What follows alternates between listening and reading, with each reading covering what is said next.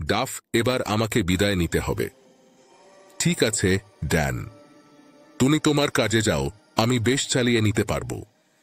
কথা মতো তোমার জন্য ডিলানের ঘোড়া, জিম, তার পিস্তল আর আমার রাইফেলটা রেখে যাচ্ছি।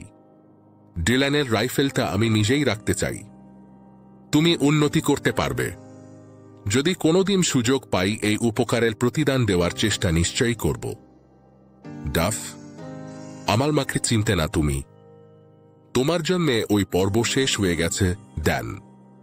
ওর কথা ভুলে যাও। কেমন ছিল সে? মোটেও ভালো ছিল না। তোমাকে ঠান্ডায় জমে মরার জন্য বের করে দিয়েছিল। নীচ আর হৃদয়হীনা ছিল সিলিয়া। এখন কোথায় সে? কেউ ওর ব্যাপারে কিছু জানে না। ওর ভাবনা ছেড়ে নিজের জন্য একটা সুন্দর সুস্থ জীবন গড়ে নাও। অনেকেই সন্দেহ করে দু একটা খুনও সে করেছে। বাবাকে চিনতে তুমি? ডিলানের চেয়ে ভালো করে চিনতাম। বড় ভালো লোক ছিল বার্কলে। সিলিয়া সোনার চামচ মুখে নিয়ে জন্মেও বিপথে চলে গেছে। আর ব্রুস, সে সিলিয়ার সাথেই আছে এখনো। প্রয়োজন ফুরিয়ে গেলে লাথি দিয়ে বের করে দেবে কিংবা বিষ খাইয়ে মারবে। ড্যান নীরবে কিছুক্ষণ দাঁড়িয়ে থাকে। আলো ধীরে ধীরে নিভে আসে। 2 দৃশ্য, নতুন সঙ্গী স্থান, মেসকাইট গাছের ধারে পাহাড়ের তলায় ক্যাম্পফায়ার। রাত, ড্যান একা আগুনের কাছে কাঠ চাপাচ্ছে। দূরে শিকল আর ভারী ওয়াগনের শব্দ। অচেনা স্বর। আগুনের কাছে কে? ড্যান, বন্ধু হলে সোজা এগিয়ে এসো, আর না হলে গুলি খাবার জন্য তৈরি হয়ে এসো। অন্ধকার থেকে হাসির শব্দ ভেসে আসে। একটা ওয়াগন আগুনের দিকে এগিয়ে আসে। লম্বা গরনের জো হপকিন্স রাইফেল হাতে নেমে আসে। জো, কোনো ভয় নেই বন্ধু, আমরা তোমার ক্ষতি চাই না। হারিয়ে গেছি আমি আর মিরিয়ন। রাতের জন্য আশ্রয় খুঁজছি। ড্যান, বন্ধুই যদি হবে, রাইফেল কেন? তবে ওতে কোনো লাভ হবে না। শেষ পর্যন্ত হয়তো তুমি আমাকে মারবে, কিন্তু তার আগে তোমার পেটও ফুটো হবে। জো, দেখলে? বলেছিলাম না ও আমাদেরই লোক।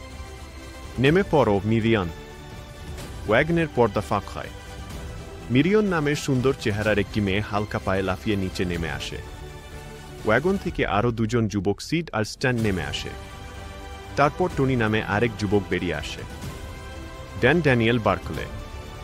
বসবাস করার মতো একটা ভালো জায়গার খোঁজে আছি। সিড, আমরাও। আমি সিড হপকিন্স। এ হচ্ছে আমার ভাই স্ট্যান, বাবার সাথে তো আগেই আলাপ হয়েছে তোমার। আর এ হচ্ছে আমাদের বোন মিরিয়ন। ইনি টনি। আগুনের আলোয় সবাই একে অপরের দিকে তাকায়। ড্যানের পিছনে একটি বিশাল কুকুর হেঁটে আসে। তারপর কেমিলিয়া এগিয়ে আসে। জো, সাবধান যুবক। 2 বোনই কিন্তু তোমার পিছনে লাগবে। ড্যান, তোমাদের সাথে যেতে পারি। ইন্ডিয়ান আক্রমণ হলে সাহায্য করতে পারব। জো, নিশ্চয়ই। সানন্দে। 3 দৃশ্য, পার্টনারশিপ এবং প্রতিজ্ঞাস্থান। পাহাড়ের ধারে ঝর্ণার পাশে হপকিন্সদের ছাপরা। দিনের আলো। জো, স্ট্যান, সিড, টনি, মিরিয়ন আর কেমিলিয়া সবাই ছাপরার ভেতরে ড্যানের সামনে বসে আছে। ড্যান, তোমরা যেভাবে একসাথে মিলেমিশে কাজ করো এটা আমার খুব পছন্দ। মন বলছে তোমরা 7 লোক। টাকা দিয়ে তোমাদের পার্টনার হতে চাই। বেশিরভাগ সময় এখানে থাকতে পারবো না, পূবে যেতে হবে। 3টে মানুষ খুঁজে বের করতে হবে। জো, কত টাকার কথা ভাবছ তুমি? ড্যান, তোমাদের গরু দরকার। মাথা পিছু $10 দাম ধরে 600 গরু কেনার টাকা দেব। স্ট্যান, এত টাকা তোমার আছে? ড্যান শার্টের বোতাম খুলে টাকার বেল্ট বের করে। $2000 বের করে টেবিলে রাখে। ড্যান, এগুলো রইল, সময় বুঝে তোমরা দক্ষিণ বা পূবে গিয়ে গরু কিনে আনতে পারবে। জো, লাভের অর্ধেক চাও তুমি? ড্যান, 1/3। কাজ তোমরা করবে, গরু কিনতে টাকা যা লাগে আমি দেব। আপাতত ওই টাকায় যা কেনা যায় কেন, পরে আরও টাকা নিয়ে আসব। জো, এর চেয়ে ভালো প্রস্তাব আশা করা যায় না বাপ। আমরা তোমার সাথে আছি। ভুল জায়গায় ড্যান্স খোলার কথা ভাবছ বন্ধু। এর পুরোটাই ডায়মন্ড বার এলাকা। ওই পানি ডায়মন্ড বারের। সেটা লেখাও আছে ওখানে। দেখেছি। ওই সাইনটা বসাবার জন্যে ওরা একজন প্রায় অন্ধ লোককে খুন করেছে। সে ছিল আমার মামা। সাবধানে কথা বলো বাছা, যে আমাদের বলেছে সে হচ্ছে লুকাস নোয়েল। স্ট্যান, লুকাস নোয়েলকে শায়েস্তা করার ভার আমার। মুখ সামলে কথা বলো, খোকা। লুকাস নোয়েল খুব সাংঘাতিক লোক, আর সে হচ্ছে এখানকার সবচেয়ে ফাস্ট গান। আমার হয়ে তুমি ওকে জানাতে পারো সে একটা সস্তা বাজে লোক, নিরস্ত্র বুড়োকে খুন করেছে। আর তুমিও শুনে রাখো, আবার আমাকে মুখ সামলে কথা বলতে বলার আগে নিজে ভালো করে বুঝে দেখো। লুকাসের সাথে বোঝাপড়া করো গিয়ে।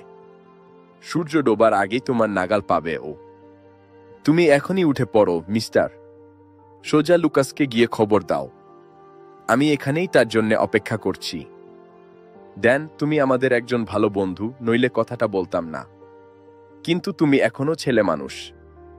আমি কি করব তা বড় গলায় ওদের জানিয়েছি। এখন কথাম তো কাজ করতেই হবে। তাহলে শোনো, তোমার প্রথম বুলিটাকে ঠিকমতো লাগাবে।